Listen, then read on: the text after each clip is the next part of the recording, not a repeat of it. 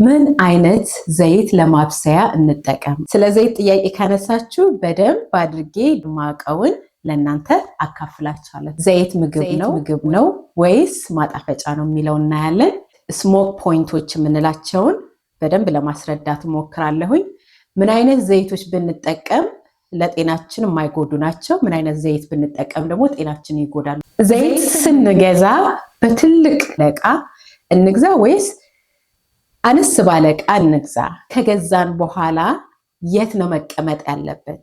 በምን አይነት ዕቃስ መቀመጥ? እንኳን ወደ ቻናሌ በድጋሚ መጣችሁ። በዚህ ቻናል ለሄልዚ ላይፍ ስታይል ወይም ደግሞ ለጤነኛ ኑሮ አኗኗር የሚጠቅሙንን የምግብ አሰራር ሬሲፒዎችን፣ የጂም ወርክአውቶችን እንዲሁም ደግሞ በቤት ውስጥ መስራት የምንችላቸውን ቀላል ኤክሰርሳይሶችን፣ ስለ ስኪን ኬር ማለትም በቤት ውስጥ በናቹራል መልኩ ቆዳችንን እንዴት ቴክ ኬር ማድረግ እንደምንችል ልምድ የምንለዋወጥበትና የምንማማርበት ቻናል ነው።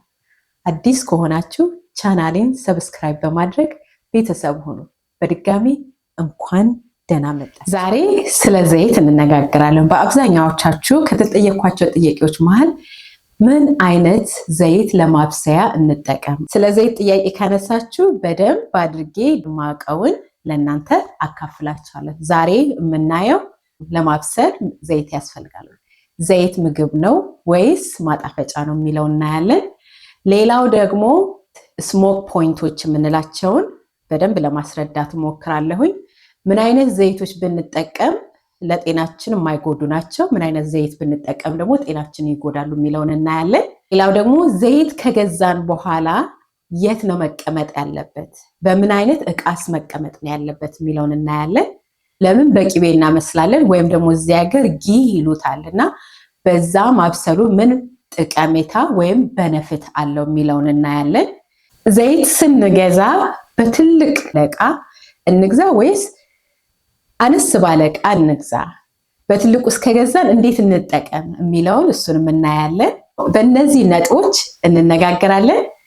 መጀመሪያ ዘይት አስፈላጊ ነው የሚለውን ጥያቄ እንመልስ።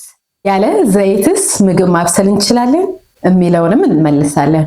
ዘይት ምግብ አይደለም፣ ዘይት ማጣፈጫ ነው። ላይክ ቅመሞች እንደምንጠቀመው ዘይት ማጣፈጫና ድስቱ እንዳይዝ የአብዛኛው ጥቅሙ ይሄ ነው። ለምሳሌ የተልባ ዘይት በትንሹም አቮካዶ ዘይት ደግሞ ኦሊቫ ኦይል የሚሰጡት ኦሜጋ 3 ከሌሎች ነገሮች ማግኘት ይቻላል። ግን ዘይትን ለምግብ መስሪያነት ስንጠቀም ለማጣፈጥ ብቻ ነው የምንጠቀመው። ስለዚህ ያለ ዘይትም መስራት እንችላለን።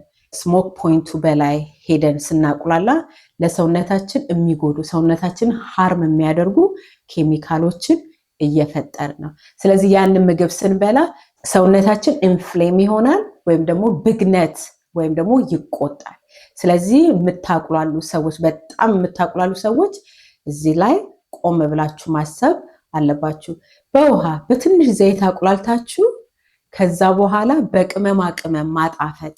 ስለ ዘይት ይሄን ያህል ካልን ወደ ስሞክ ፖይንቶችን ከመነጋገራችን በፊት አንድ ነገር ልንገራችሁ። አብዛኛዎቻችን የቬጂተብልስ ኦይል ሲባል በጣም ሄልዚ በጣም ጥሩ ከቬጂተብልስ የተሰራ ወይም ደግሞ ከአትክልት የተሰራ ይመስለናል። ከብሮኮሊ፣ ከካሮት፣ ከቢትስ ኦር ከነዚህ ትክክለኛ ቬጂተብልስ የተሰራ ይመስለንና ሄልዚ ይመስለናል። ያ ግን ጀስት ሚስሊድ አድርገው ማለትም ሰዎች ቬጂተብልስ ኦይል ነው ማለትም ጤነኛ ነው ብለው አስበው ያንን እንዲገዙ የተደረገ ነው። ቬጂተብልስ ኦይል የሚሰራው ከበቆሎ፣ ከአኩሪ አተር፣ ከጥጥ ፍሬ ነው። ለምንድን ነው እንደዛ የሚሰራው? በቆሎ ዘይት የለውም። የበቆሎ ዘይቱ 5% ነው። አኩሪ አተር አይ ቲንክ 10% እና የጥጥ ፍሬ አይ ቲንክ 15%፣ ከ20 በታች ነው ያላቸው። ሶስቱ በጣም ርካሽ ስለሆኑ ለምሳሌ አቮካዶ ኦይል፣ ኮኮናት ኦይል፣ ኦሊቭስ ኦይል እነሱ በጣም ውድ ስለሆኑ በቆሎ ርካሽ ስለሆነ፣ አኩሪ አተር ርካሽ ስለሆነ፣ የጥጥ ፍሬ ርካሽ ስለሆነ ከዛ ኬሚካሎችን ጨማምረው የሚወጡትን ትንሽ የሚያገኙትን ዘይት ለማብዛት ኒውትራላይዝ ይጠቀማሉ። ሽታውን ለመቀየር ዶዶራይዝ ያደርጋሉ። መልኩን ለመቀየር ደግሞ ብሊች ያደርጋሉ። መልካቸው ጥሩ እንዲሆን የሚያብረቀርቁ። አሁን የቬጅተብልስ ኦይል ስትሄዱ የቬጅተብልስ ኦይል እና የኦሊቭ ኦይል ወይም ደግሞ አቮካዶ ኦይል ከለራቸው አንድ አይደለም። ኦሊቭ ኦይል፣ አቮካዶ ኦይል ከለራቸው ዳርክ፣ ሽታቸው ስትሮንግ ነው፣ ናቹራል ሽታ ነው ያላቸው። ግን የቬጅተብልስ ኦይል ወይም ኮርን ኦይሎች መልካቸው ሻይን ያደርጋል፣ ሽታቸው ዘይት ይላል። ያ ምንድነው? ዶሎራይዝ ተደርገዋል፣ ኒውትራላይዝ ተደርገዋል እና ብሊች ተደርገዋል ቆንጆ አብረቅራቂ እንዲሆኑ። እነዛ ኬሚካሎች ሰውነታችን ውስጥ ገብተው ሰውነታችንን ሃርም የሚያደርጉና ለሰውነታችንን ኢንፍሌም የሚያደርጉ ናቸው። ስለዚህ ቬጂተብልስ ኦይል ማለት ጤነኛ ኦይል ማለት አይደለም። ጀስት ለማርኬቲንግ የተጠቀሙት ስም ነው እንጂ ቬጂተብልስ ኦይል ጤነኛ ኦይል ወይም ደግሞ ለማብሰል መጠቀም ያለብን ዘይት አይደለም። በዚሁ ልንገራችሁ ብዬ ነው። ከዚህ በፊት የቬጂተብልስ ኦይልን የምትጠቀሙ ከሆነ ከዚህ በኋላ የቬጂተብልስ ኦይልን ለማብሰያነት ትጠቀማላችሁ ብዬ አላስብም።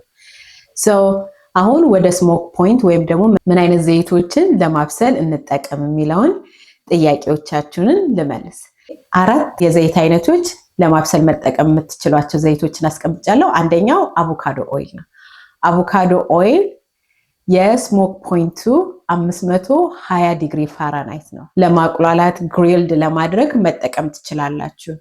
እስከ 520 ዲግሪ ፋራናይት ስሞክ ፖይንት አለው። ከዛ በላይ ከሆነ ግን መጥፎ ኬሚካሎችን ዘይቱ ይፈጥራል። ስለዚህ ከዛ በታች በሆነ እሳት ማቁላላት እንችላለን።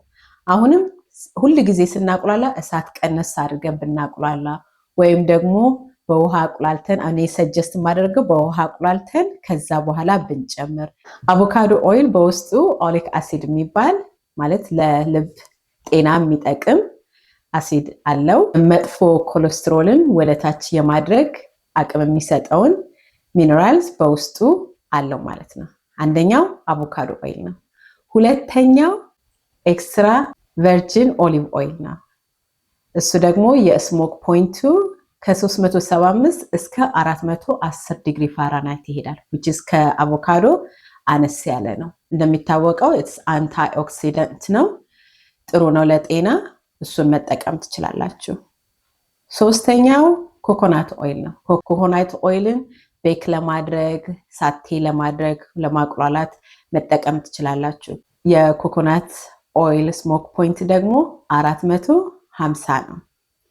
ከዛ በታች በሆነ በጣም ባልተቃጠለ እሳት ማቁላላት በኮኮናት ኦይል ማቁላላት ትችላላችሁ። ይሄ ሶስተኛው ነው። አራተኛው ደግሞ የለውዝ ዘይት የስሞክ ፖይንቱ 400 ነው። ለመጥበስ ለማቁላላት መጠቀም ትችላላችሁ። እነዚህን 4 አይነት ዘይቶች ለማብሰል መጠቀም ትችላላችሁ። አቮካዶ፣ ኤክስትራ ቨርጂን ኦሊቭ ኦይል፣ ኮኮናት ኦይል እና የለውዝ ዘይት። ስሞክ ፖይንታቸውን አስቀምጥላችኋለሁኝ እዚህ ላይ ሁሉንም እነሱን መጠቀም ትችላላችሁ።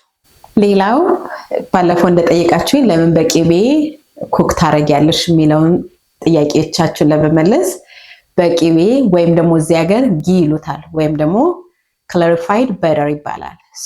ክላሪፋይድ በተር ማለት ቂቤውን አንሳልትድ የሆነ ቂቤ ታቀልጡትና ከ20 እስከ 30 ደቂቃ ቀስ ባለ እሳት ታንተከትኩታል። በጣም ቀስ ባለ እሳት። የዛን ጊዜ ውሃው በቂቤ ውስጥ ያለው ውሃ ይወጣል። ከእንደገና ደግሞ ሚልክ ሳሊድ የሚባል ማለትም እነሱ ለዌል ትንሽ ፕሮቲን ነገር ነው ከላይ የሚንሳፈፈው ነጩ እንደ አረፋ ነገር መስሎ የሚንሳፈፈው ነገር እስኪጠፋ ድረስ ይንተከተካል። ከዛ ቂቤው በጣም ጎልደን ላይክ ወርቃማ ከለር እስኪይዝ ድረስ ውሃው ይተንና ይለያል ከቂቤው። ሚልክ ሶሊድ የሚባለው ከላይ የሚንሳፈፈው ነጩ ነገር ተንተክትኮ ወጥቶ ሲያልቅ የሚቀረው ቂቤው ያ ነው ጊ የሚባለው። ያ ደግሞ ለማብሰል ለጤናም ደግሞ ጥሩ ነው። ባዮቲክ አሲድ የሚባል ለሆድ ጤና የሚጠቅም ሰፖርት የሚያደርግ አሲድ አለው። ከእንደገና ደግሞ ጊ በቫይታሚን ኤ፣ ዲ ኢ እና ኬ የበለጸገ ነው። ስለዚህ ከሌሎች ዘይቶች ሁሉ በጊ ማብሰል ይመረጣል። ምክንያቱም ብዙ ለጤና የሚሰጠው ጥቅም አለው። ስሞክ ሃይ ፖይንቱ ከ350 እስከ 400 ነው። ስቲል ቅቤ መሆኑ ጤና ነው ብላችሁ ብዙ መጠቀም የለባችሁም። የተወሰነ መጠቀም አለባችሁ። እኔም አድርገው አንሳልትድ የሆነ ቅቤ ገዛና ምን አደርጋለሁኝ? ቅመማ ቅመሞች ማለትም ኮረሪማ፣ ኮሰረትና ነጭ አዝሙድ ጨምርበትና ጣዕም እንዲሰጠው። ግን ያንን ቴክኒክ ወይም ደግሞ ዘዴውን እከተላለሁ። ከ20 እስከ 30 ደቂቃ ቀስ ባለ እሳት አንተከትካለሁ። አረፋው እስኪወጣ ድረስ ነው የምንለው አይደለ? ያ ግን አረፋው ከላይ ያለው ሚልክ ሶሊድ የሚሉት እስኪጠፋ ድረስና ውሃው ተኖ ከቅቤው እስኪለይ ድረስ ያ ንጹህ ቅቤ ሲወጣ ያ ቆንጆ ነው ለማብሰል። እሱንም መጠቀም ትችላላችሁ። እሱ በጣም ጤና ነው። ለውስጥ ለሆድ ጤናም ጥሩ ጠቀሜታ ይሰጣል። በዛ ላይ ደግሞ ራሳችን ቤት ውስጥ የምናደርገው ፕሮሰስ ነው። ስለዚህ እነዛ 4 ዘይቶች ወይም ደግሞ ጊ መጠቀም ትችላላችሁ። አሁን ደግሞ ሲድ ኦይሎች እናወራለን። ሲድ ኦይሎች በጣም መጥፎ ናቸው እየተባሉ ነው። አሁን ሲድ ኦይል ሲባል የበቆሎ ዘይት፣ የአኩሪ አተር ዘይት፣ የጥጥ ፍሬ ዘይት እነሱ ናቸው መጥፎ ለማብሰል። ምክንያቱም የዘይት መጠናቸው በጣም ዝቅተኛ ሆኖ በጣም ኬሚካል ሆኖ ቅድም እንደነገርኳቸው ኒውትራላይዝ ተደርገው ዶራላይዝ ተደርገው ብሊች ተደርገው ነው ወደ ሽያጭ የሚቀርቡት። ስለዚህ እነሱን አንጠቀምም። እነሱ ማለት ሲድ ኦይል ናቸው። የሰሊጥ፣ የተልባ፣ የኑግ፣ ብላክ ሲድ ኦይል እነሱን በጥሬው ለድሬሲንግ፣ ለሰላጣ፣ ከላይ ለህምስ መጠቀም እንችላለን። አሁን ደግሞ የምንነጋገረው ምንድነው? የገዛነውን ዘይት የት እናስቀምጠው? በምን አይነት ዕቃ እናስቀምጠው? በምን ያህል መጠንስ እንግዛ? በአብዛኛዎቻችን ዘይት በብዛት ስንገዛ ገንዘቡ ይቀንሳልና በብዛት በትልቅ ዕቃ ይገዛል። ከዛ ያንን ከፍተን ስንጠቀም በአየር፣ በብርሃን፣ በሙቀት ዘይት በቀላሉ ማንኛውም ዘይት ይበላሻል። ስለዚህ በትልቅ ዕቃ ከገዛን በትንሽ ዕቃ ቀንሰን የትልቅ ዕቃ ያለውን ዘይት በጨለማ ቦታ ማስቀመጥ አለብን። በጠርሙስ ቢቀመጥ ጥሩ ነው። ከፕላስቲክ ኮንቴነር ይልቅ ከፕላስቲክ ብልቃጥ ይልቅ የግላስ የጠርሙስ ማስቀመጫ ላይ ብናደርገው ፕሮቴክትድ ይሆናል። ጠርሙሱ ደግሞ ጥቁር ቢሆን በዛ ላይ በጣም ጥሩ ነው እና ጨለማ ላይ ማስቀመጥ በብርሃን የመበላሸቱ በአየር የመበላሸቱ እና በሙቀት የመበላሸቱ መጠን ይቀንሳል። ስለዚህ ከፕላስቲክ ይልቅ በጠርሙስ ብናስቀምጥ ጥሩ ነው። ጨለማ ላይ ከብርሃን ይልቅ ጨለማ ላይ ከሙቀት አካባቢ ወይም ደግሞ ከምናበስልበት አካባቢ ማራቅ አለብን። ቀዝቀዝ ባለ ቦታ ማስቀመጥ ጥሩ ነው። ይህ ቪዲዮ ጠቃሚ ነው ካላችሁ ላይክ፣ ሼር፣ ኮሜንት ማድረግን አትርሱ። በሚቀጥለው ቪዲዮ ማየት የምትፈልጉትን በኮሜንት ሴክሽን ላይ አስቀምጡልኝ ወይም ደግሞ በውስጥ ላኩልኝ።